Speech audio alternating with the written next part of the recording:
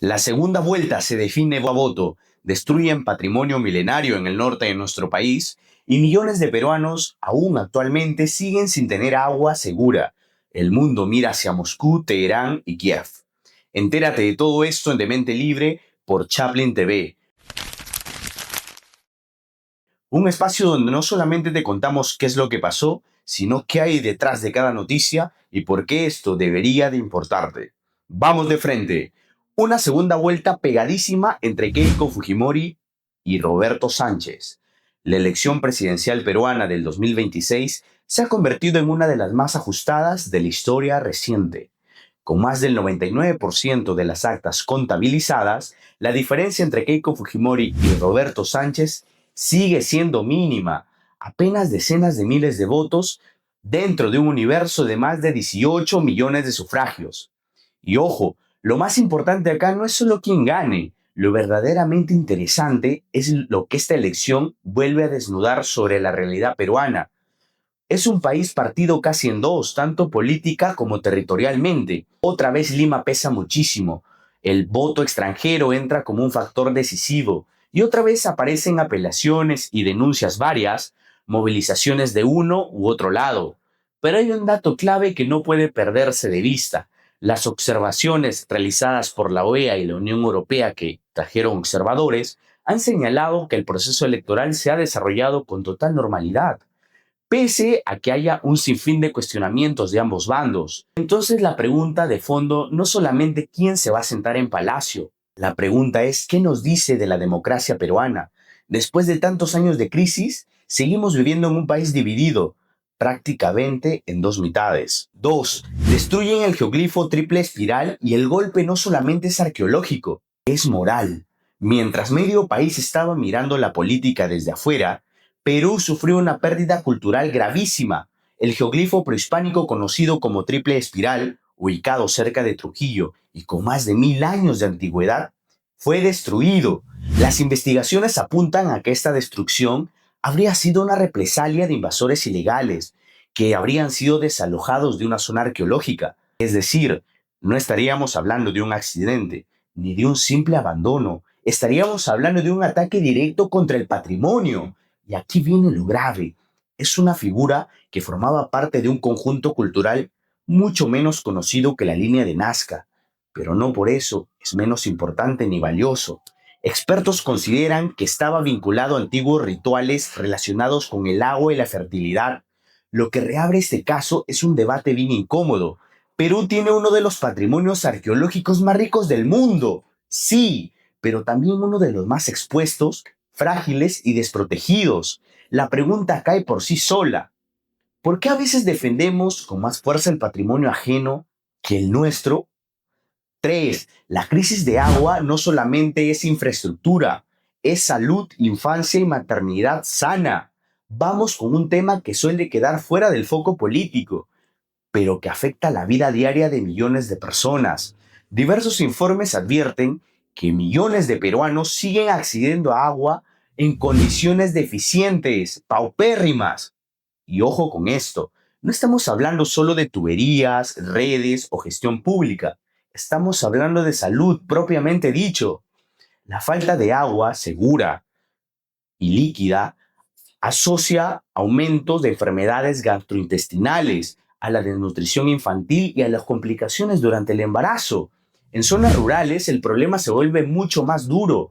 Mujeres embarazadas, gestantes, siguen viviendo en condiciones paupérrimas, precariamente sanitarias, lo que eleva los riesgos para ella y para sus hijos. En buen cristiano, si no garantizamos agua segura, tampoco garantizamos atención digna a la salud materna. Por eso este tema no debería tratarse como una nota secundaria en cualquier periódico, porque deja claro que la salud no depende solo de hospitales o de médicos, también depende de servicios básicos que el Estado sigue sin asegurar en pleno siglo XXI. Y la pregunta potente es esta: ¿cuántas vidas podrían salvarse si el Estado garantizara algo tan básico para el ser humano como el agua? Cuarto, Ucrania llega a la guerra al corazón de Moscú. La guerra entre Rusia y el gigante de Ucrania ha entrado en una fase nueva. Ucrania ejecutó el mayor ataque con drones contra Moscú desde el inicio del conflicto, alcanzando refinerías en Kapotnia, una instalación estratégica para el abastecimiento de combustible en la capital rusa. Ahora, esto no importa solo por el daño material, lo importante es el impacto psicológico y político. Pues para ponernos en contexto, durante muchísimos años los ciudadanos rusos han vivido esta guerra como si se tratara de algo lejano, como que pasaba en otro lado. Eso cambia cuando el humo y las explosiones, los incendios aparecen sobre su capital, sobre Moscú. Y esto parece ser precisamente el mensaje que quiere mandar Ucrania. Rusia ya no puede garantizar seguridad absoluta a sus ciudadanos, ni siquiera el corazón de su propia capital. Y un dato clave, la refinería atacada abastecía una parte significativa del combustible que utiliza Moscú. O sea, no estamos hablando de un meramente golpe simbólico, sino de una acción estratégica. 5. Se habla de paz, pero la guerra sigue escalando. Durante la cumbre del G7, Donald Trump declaró que Rusia debería alcanzar un acuerdo de paz con Ucrania tras una reunión que calificó como positiva con Volodymyr Zelensky. Y claro, estas palabras generaron cierto optimismo en el ámbito internacional. Pero vamos por partes. Una cosa es el discurso diplomático y otra la realidad sobre el terreno, porque mientras algunos hablan de paz, ambos bandos siguen ejecutando ataques cada vez más complejos, destructivos y más sofisticados. Entonces aparece una contradicción evidente, ¿no? La diplomacia avanza, al mismo tiempo la guerra se intensifica.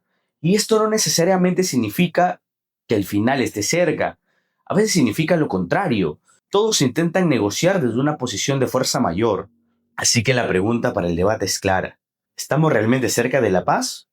¿O simplemente es una pausa táctica para avanzar en una nueva escalada de guerra? 6. Estados Unidos e Irán negocian y el mundo entero mira el petróleo como si fuera el último día. Cerramos con Medio Oriente. La administración estadounidense ha impulsado negociaciones con Irán para reducir tensiones en la región y así evitar una nueva guerra a gran escala.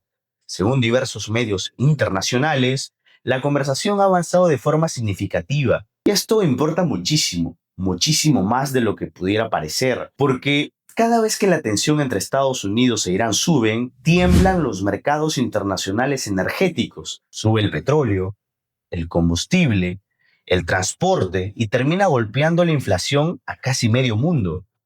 No es una noticia lejana reservada solamente para diplomáticos. Es un conflicto a escala. Lo siente el bolsillo de millones de personas. Y si la negociación funciona, esto también nos impacta.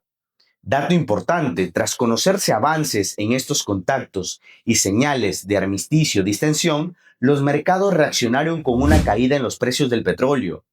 En otras palabras, el mercado leyó menos riesgo de interrupción en el suministro local. Ahí tienen las noticias del día de hoy. En Perú las elecciones vuelven a mostrar un país fracturado, un patrimonio milenario destruido y una crisis de agua que sigue costando salud y futuro de nuestra generación. Afuera una guerra que golpea a Moscú, una paz que todavía parece lejana y un posible reordenamiento en Medio Oriente que puede afectar el bolsillo de todo el planeta. Con ustedes, el día de hoy, de Mente Libre.